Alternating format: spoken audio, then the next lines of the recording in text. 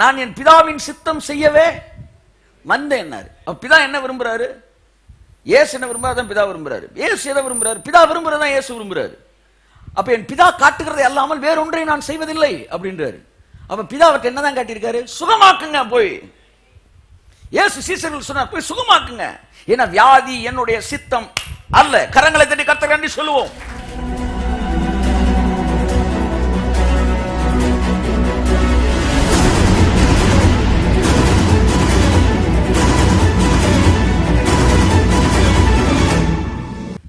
இந்த அழுகிறது குழந்தை லெவல். அதை நீங்க புரிஞ்சுக்காங்க. அழுவது என்பது குழந்தை லெவல். ஆவிக்குரிய வாழ்க்கையில வளர்ச்சிகள் இருப்பது போல, சரீர வாழ்க்கையில வளர்ச்சி இருப்பது போல ஆவிக்குரிய வாழ்க்கையிலும் வளர்ச்சி இருக்கிறது. அதை நீங்க புரிஞ்சுக்கணும்.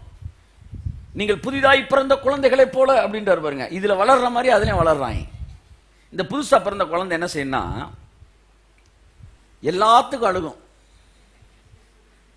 எறும்பு கடிச்சா அழுகும், பசிச்சுச்சுன்னா அழுகும். குழந்தைக்கு ஒண்ணு வேணும்னா என்ன செய்யும்? புதுசா பிறந்த ரட்சிக்கப்பட்டவனும் ஆண்டவரே ஆண்டவரே ஆண்டவரே உடனே நம்மளாம் ஒரு பெரிய கண்ணீரின் ஜெபம்யா. அப்பதான் வளர்ந்து வர்றாரு, பிறந்திருக்காருன்னு அர்த்தம். அடுத்த ஸ்டெப்பு, இந்த சின்ன பிள்ளை தவள ஆரம்பிக்குது. என்ன செய்யுது?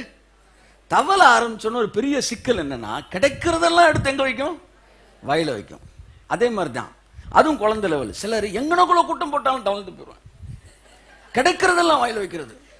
இதை கொஞ்சம் கொடு, அதை கொஞ்சம். அப்படின்னா என்ன அர்த்தம்னா குழந்தை பருவம். இனி அடுத்து இன்னும் என்ன செய்ய வேண்டியிருக்கு? வளர வேண்டியது. Yes, it is the greatest comparison. Yeah, அப்படியே அவர் சொல்றாரு. அடுத்து கொஞ்சம் வளர்ந்த உடனே, பேச ஆரம்பிச்ச உடனே சல சல சல சலன்னு பிள்ளை என்ன செஞ்சுக்கிட்டே இருக்கும்? பேசிக்கிட்டே இருக்கும். அப்ப இன்னைக்கு என்ன டே? இன்னைக்கு மண்டே. இப்ப நாளைக்கு டியூஸ்டே. சரி, இப்ப நாளைக்கு வந்த உடனே, நாளைக்கு டுடே என்ன? டுடே மண்டே தானே. நாளைக்கு வந்து நாளை கழிச்சு நாளைக்குன்னு, அது என்ன டே? இப்போ நாளை கழிச்சு வென்ஸ்டே. அது எப்படி? நாளைக்கு நீங்க கேட்கும்போது நாளை கழிச்சு நாளைக்கு தானே வரும். தெரிலடா, விடுறா, பேசிக்கிட்டே இருக்கும். அப்படி சொல்ல யாரை பார்த்தாலும் பேசிக்கிட்டே இருக்கும். அது அடுத்த ஸ்டேஜ். இது ஒரு ஏஜ் குரூப். அதுக்கப்புறம் இப்படி புருஷன் ஆகிறது. இப்படி நிறைய ஸ்டேஜ். எப்படி உங்கள் சரீர வாழ்க்கையில் இருக்கிறதோ அப்படியே உங்கள் ஆவிக்குரிய வாழ்க்கையிலும் இருக்கிறது. அப்ப இதெல்லாம் தப்பு கிடையாது. நீங்க புரிஞ்சுக்கணும். நம்ம வளர்ந்துகிட்டு இருக்கிறோம். இது ஒரு பெரிய ஸ்டேஜ் நீங்க நினைச்சிடக்கூடாது. நீங்கள் 10 கூட்டங்களில் அட்டன் பண்ணுவதை நீங்க பெரிய ஆவிக்குரிய வளர்ச்சி நினைக்க கூடாது. உங்கள் மனதில் நீங்க புரிஞ்சுக்கணும். நான் இப்ப வந்து குழந்தை லெவல்ல இருக்கிறேன், கிடைச்சதெல்லாம் சாப்பிட்றேன். ஸோ உங்கள் மனது புதிதானால் தான் நீங்கள் மறுரூபமாக முடியும். மனது புத்தியோட வேலையை கேட்கிறது, புத்தி சொல்லுகிறதை கேட்கிறது. அறிகிற அறிவினாலே உங்கள் மனம் புதிதாகிறது, மறுரூபமாகிறது. அப்ப புத்தி தவறானதை சொல்லும் போது உங்கள் மனது தவறானதையே கேட்கிறது. புத்தி சொல்லி கொடுக்குது. நீ வந்து, நான் ஒரு இடத்துக்கு போனேன், அப்போ ஒருத்தர் பிரசங்கம் பண்ணாரு. நான் ஏற்கனவே சொன்னதுதான், உங்களுக்கு புரியுறக்காண்டி சொல்றேன். அவர் சொன்னார் வந்து மெழுகுவத்தி உருவிக்கிட்டே இருக்க வெளிச்சம் என்ன செஞ்சுக்கிட்டே இருக்கும்? வந்துகிட்டே இருக்கும். அப்படியே உங்கள் சரீரம் அழிய அழிய அழிய உங்களுக்குள்ள ஜீவ ஒளி வெளியே வரும்னு சொன்னார். தவறான ஒரு இன்ஃபர்மேஷன். இதை புத்தி கேட்ட உடனே அப்படியே ரசிக்குது. அந்த புத்தி உடனே மனசுக்கு சொல்லுது, இங்க பாரு, நீ அழிஞ்சாத்தான், அந்த சரீரம் அழிஞ்சாத்தான் நீ ஒளி கொடுக்க முடியும். அதனால நீ முழங்காலே நில்லு. வலிக்க வலிக்க உனக்கு அனாயிட்டிங் ஏறுது. வந்து அடுத்து வந்து உன் சரீரம் வந்து பலவீனப்பட நீ நிறைய ஒளி விட ஆரம்பிப்பாய். நீ ஒளி கொடுக்கறது வந்து ஜனங்களை ஈர்ப்பதற்காக. அந்த என்னது முட்செடி ஒளி கொடுத்தது. ஆனால் முட்செடி வந்து கருகலை. அது எப்படி இருந்தது? பசுமையாக இருந்தது. சரியான இன்ஃபர்மேஷன் வருதா? வந்த உடனே திரும்ப அந்த புத்தி போய் சொல்லுதே, இதுதான் சரியான இன்ஃபர்மேஷன். உடனே மனசு சொல்லுது, சரி, நம்ம பசுமையாக இருக்கணும், நம்ம ஆரோக்கியமாக இருக்கணும், இருந்து நம்ம தேவனுக்காக பிரகாசிக்கலாம். Right information, right desire.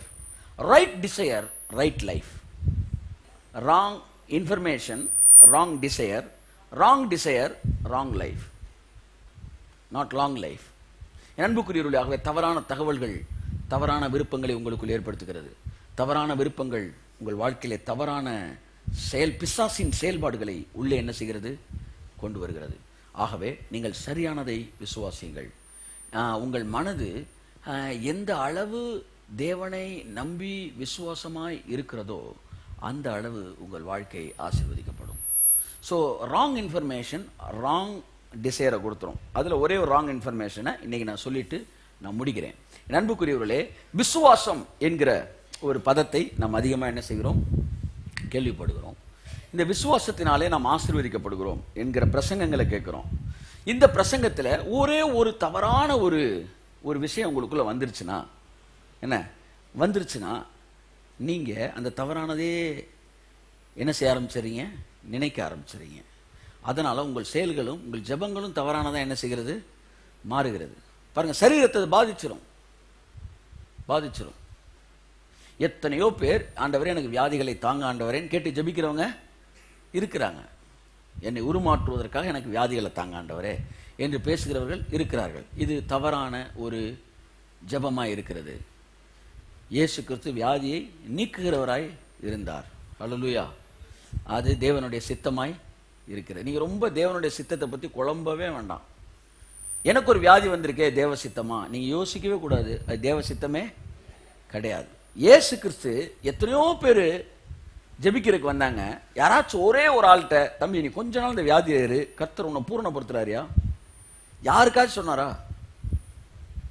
யாருக்காச்சும் சொன்னாரா? நல்லவன் கெட்டவன் எல்லாருமே வந்தாங்க. ஆனா ஒருத்தன் கூட கொஞ்சம் இந்த வியாதியில இரு, நீ அதுல சரியாயிருவடா அப்படின்னு சொன்னாரா? சொல்லல. அவரை தொட்ட யாவரும் சுஸ்தமானார்கள். எல்லாரையும் சுகப்படுத்தினார். ஐயா அந்த வியாதி இருந்தாதான் அவன் திருந்துவான், இவனை பாட்டு சுகப்படுத்தி விட்டீங்கன்னா அவன் போய் திரும்ப கிடை. தேவன் தப்பானதை செய்ய மாட்டார். அப்ப வியாதியை கொடுத்தது பிதாவா? அதான் ஊழியக்காரர் கேட்கிறாரு. வியாதியை பிதா கொடுத்தாருன்னா இயேசு பிதாக்கு எதிராக சண்டை போட்டா இருக்காரு. நான் என் பிதாவின் சித்தம் செய்யவே வந்தேன்னாரு. அப்ப பிதா என்ன விரும்புறாரு? இயேசு என்ன விரும்புறாரு? பிதா விரும்புறாரு. இயேசு எதை விரும்புறாரு? பிதா விரும்புறதான் இயேசு விரும்புறாரு. அப்ப என் பிதா காட்டுகிறதை அல்லாமல் வேறொன்றை நான் செய்வதில்லை அப்படின்றாரு. அப்ப பிதா அவருக்கு என்னதான் காட்டியிருக்காரு? சுகமாக்குங்க போய்.